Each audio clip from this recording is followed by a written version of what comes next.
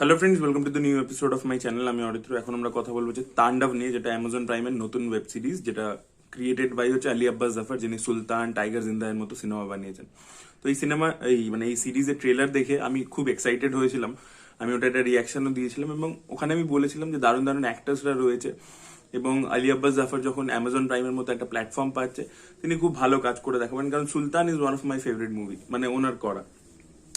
কিন্তু সত্যি কথা বলছি, this series is a really disappointment, is a real disappointment. একদম সত্যি কথা বলছি।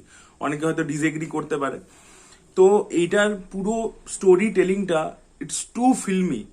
একটা ওটিটি স্পেসে স্টোরি টেলিং অনেক বেশি রিয়েলিস্টিক হয় এবং আমরা সেখানে দেখতেই যাচ্ছি হচ্ছে, যদি আমরা বলিউড সিনেমা বহু দেখেছি, সেখানে রাজনীতির মতো সিনেমা আছে, which is not a bad film, কিন্তু when you are watching it you know that this is a Bollywood staff.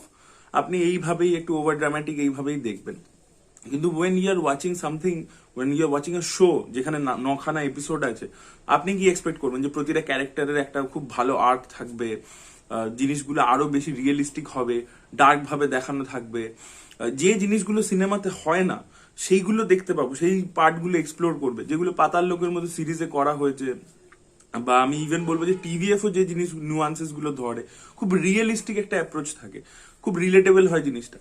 তো কিন্তু তাণ্ডব পুরো সিরিজটাই বেসড হচ্ছে যে অডিয়েন্সের মানে সিনেমার থ্রু দিয়ে পলিটিক্সের ব্যাপারে কি পারসেপশন, সেইটার ওপর বেস করে বানানো। তো ক্যারেক্টার্স গুলো বিশাল ওভার দ্য টপ ভাবে লেখাও হয়েছে এবং তাদের পারফরমেন্সেস গুলো কিট মানে প্যাথেটিক আমার লেগেছে।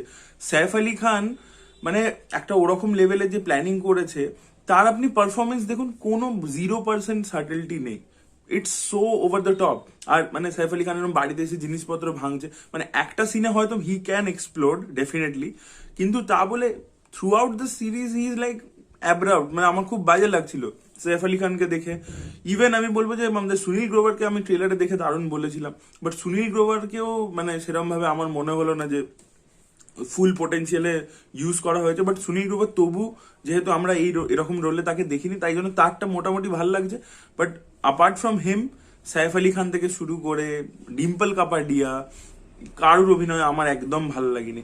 ডিম্পল কাপাডিয়া ছেলের যে রোলটা করেছে, মানে ক্যারেক্টার্স গুলোকে লেখাই হচ্ছে বড় স্টিরিওটিপিক্যাল ম্যানারে।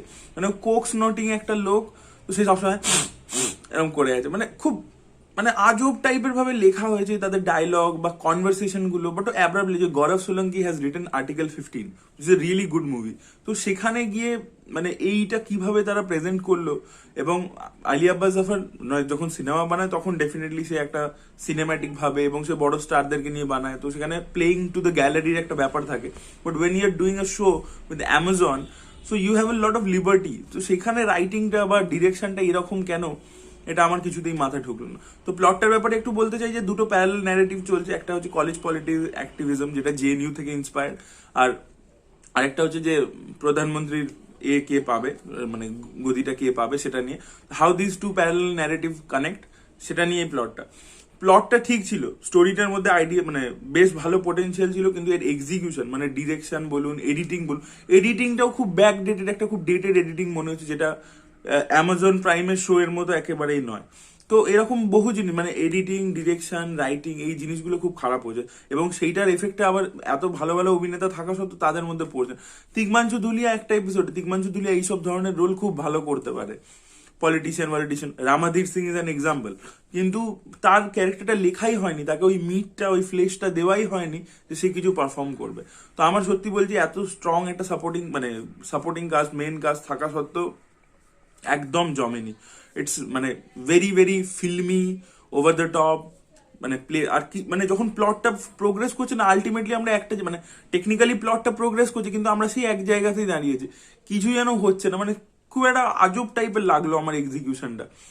তো কিছু প্রথম এপিসোডটা আমার তবু ঠিকঠাক লাগছিল, যে হ্যাঁ আমি রিয়েল লাইফ ইভেন্ট থেকে ইন্সপিরেশন নিয়ে যেত সেগুলো দেখতে পাচ্ছি, but the things are all over the places.